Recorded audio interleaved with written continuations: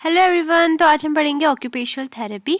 Occupational therapy एक ऐसी therapy है जिसमें पेशेंट को ऑक्यूपेशन दी जाती है। अभी ऑक्यूपेशन बहुत बड़ी नहीं होती जैसे कि डॉक्टर, इंजीनियर, लॉयर, ऐसी ऑक्यूपेशन नहीं, बहुत सिंपल जैसे कि डेली लिविंग की एक्टिविटीज़, यही वो ऑक्यूपेशंस होती हैं, या फिर ड्राइंग करने की या फिर क्राफ्ट बनाने की, ऐसी ऑक्यूपेशंस। ठीक है, जिससे कि क्या हो सके, पेशेंट का ट्रीटमेंट हो सके, जो पेशेंट के ट्रीटमेंट में एड करे। अभी पेशेंट कौन से होंगे जिनको साइकोलॉजिकल, फिजिकल या फिर डेवलपमेंटल डिसेबिलिटीज़ हैं, तो ये होती है हमारी ऑक्यूपेशनल थेरेपी। अब इनका गोल क्या होता है, ये पेशेंट को एनेबल कर देती है एक हेल्दी बैलेंस ऑक्यूपेशनल लाइफ के लिए। ठीक है, और उनकी स्किल्स का डेवलपमेंट होता है। अगर उनके अंदर कुछ इनर स्ट्रेंथ्स होती है, मतलब होता नहीं कोई किसी पर्टिकुलर फील्ड में बहुत ज़्यादा अच्छा होता है, जैसे कोई ड्राइंग में बहुत अच्छा होता है, तो उसको हम ड्राइंग एज ए ऑक्यूपेशन दे सकते हैं। ठीक है, तो ये क्या करती है, पर्सन की लेवल ऑफ फंक्शनिंग को इंक्रीज़ करती है, जिससे कि पर्सन हमेशा एक एक्टिविटी में इंडल्ज रहता है और उसकी ग्रोथ होती है, और एक हेल्दी बैलेंस बना रहता है उसकी ऑक्यूपेशन लाइफ का, और उसको थोड़ी सेटिस्फैक्शन भी मिलती है खुद से, जिसमें कि उसकी जो इलनेस है उसमें भी काफ़ी इसका बेनिफिशियल इफेक्ट आता है। अब कैसी सेटिंग्स को हम यूज़ करते हैं, जैसे कि ऑक्यूपेशनल थेरेपी दी जा सकती है साइकेट्रिक हॉस्पिटल्स में, नर्सिंग होम्स में, रिहैबिलिटेशन सेंटर्स में, स्पेशल स्कूल्स में, कम्युनिटी ग्रुप होम में, कम्युनिटी मेंटल हेल्थ सेंटर्स में, डे केयर सेंटर्स में, हाफ होम में, और डी एडिक्शन सेंटर्स में। यहाँ ऑक्यूपेशनल थेरेपी दी जा सकती है। एडवांटेजेस क्या होती है ऑक्यूपेशन थेरेपी, तो सबसे पहला तो ये है कि ये पर्सन की सोशल स्किल को बढ़ा देती है, और जो पर्सन का खुद के लिए एक सेल्फ एक्सप्रेशन होता है ना, उसे भी बढ़ा देती है। ये हमारे ईगो डिफेंसेस को बहुत स्ट्रेंथन कर देती है, और ये हमारा जो अपना खुद का ओपिनियन है ना, कि दूसरे मेरे बारे में क्या सोचते होंगे, उसको भी डेवलप करती है। मतलब हमारा व्यू इंक्रीज हो जाता है खुद के बारे में, कि लोग मेरे बारे में अच्छा सोचते होंगे क्योंकि मेरे पास कुछ स्किल है, मेरे पास कुछ काम है करने को। तो मेन इसकी एडवांटेज क्या होती है कि पर्सन की सोशल स्किल इंक्रीज हो जाती है, पेशेंट थोड़ा फंक्शनेबल हो जाता है, पेशेंट का ईगो मतलब एक पॉजिटिव वे में बढ़ता है, पेशेंट का खुद का मतलब जो सेल्फ कॉन्फिडेंस है ना, वो भी बढ़ जाता है। अब क्या क्या पॉइंट हमें माइंड में रखने चाहिए जब भी हम किसी पेशेंट को ऑक्यूपेशनल थेरेपी करवा रहे हैं, तो the patient should be involve as much as possible in selecting the activity.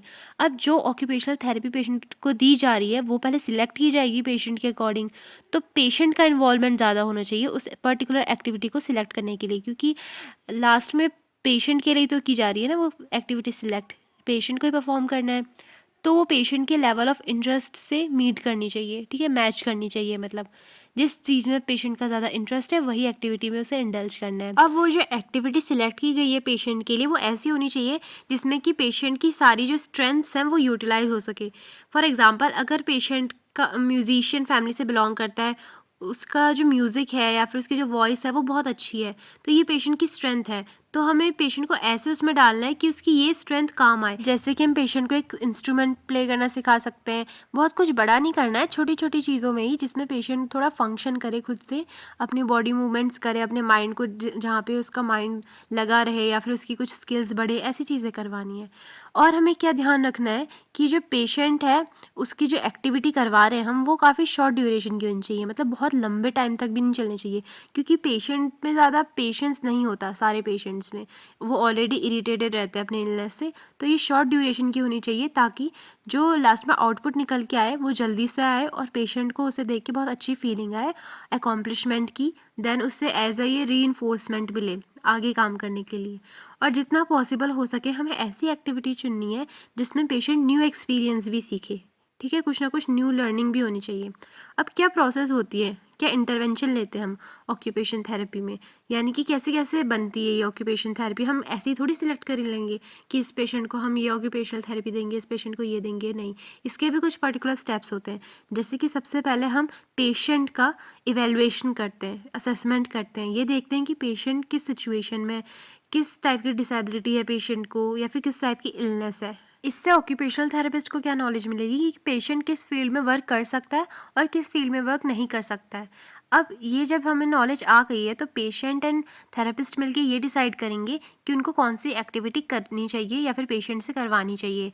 वो एक्टिविटी वो लोग चुन लेंगे, उसके बाद प्लानिंग होगी कि कैसे कैसे ये एक्टिविटी परफॉर्म की जाएगी, कैसे पेशेंट इस ऑक्यूपेशनल थेरेपी में क्या क्या फंक्शन करेगा। ठीक है, तो ये सब प्लान कर लिया। अब पेशेंट स्टेप वाइज प्लानिंग के अकॉर्डिंग अपनी ऑक्यूपेशनल थेरेपी में इंडल्ज होगा। उसके बाद अगर पेशेंट को ये सेटिस्फैक्ट्री लगी, थेरेपिस्ट को भी सेटिस्फैक्ट्री लगी, यानी कि पेशेंट का यहाँ पे प्रोग्रेस हो रही है, पेशेंट की इलनेस डिसेबिलिटी कम हो रही है, काफ़ी हद तक उसमें हीलिंग हो रही है, प्लस पेशेंट कुछ स्किल सीख रहा है, कुछ न्यू चीज़ें सीख रहा है, पेशेंट का माइंड लगा हुआ है एक जगह पे, अगर ये सेटिस्फेक्शन होता है दोनों को, पेशेंट को और थेरेपिस्ट को, तब क्या होगा, ये एक्टिविटी को कंटिन्यू रखा जाएगा और बीच बीच में मीटिंग्स रखी जाएंगी पेशेंट की प्रोग्रेस देखने के लिए, या फिर अगर कुछ और दिक्कत है तो ठीक है, फर्दर जो भी ट्रीटमेंट वगैरह करना है वो देखा जाएगा। अब टाइप्स ऑफ एक्टिविटीज़ में देखें तो 2 टाइप की एक्टिविटी होती है, एक तो डाइवर्जनल एक्टिविटी, दूसरी therapeutic activity.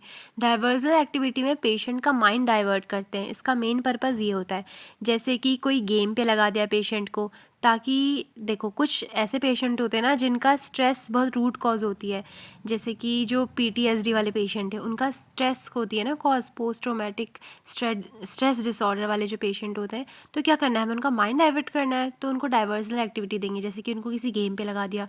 Then therapeutic activity में क्या होता है, इसमें पेशेंट का जो हमारा मेन गोल है ना, पेशेंट को थेरेपी देना है, तो हम जैसे कि हम बास्केट मेकिंग पे लगा सकते हैं पेशेंट को, या फिर कारपेंट्री पे लगा सकते हैं, ठीक है। मेन हमारा पर्पज़ यहाँ पे थेरेपी देना है, जो कि केयर प्लान का हमारे पार्ट होगा। अब इस बुक में कुछ एक्टिविटीज़ सजेस्ट की गई हैं, कुछ ऑक्यूपेशनल थेरेपी जो पर्टिकुलर साइकेट्रिक डिसऑर्डर वाले पेशेंट को देनी चाहिए।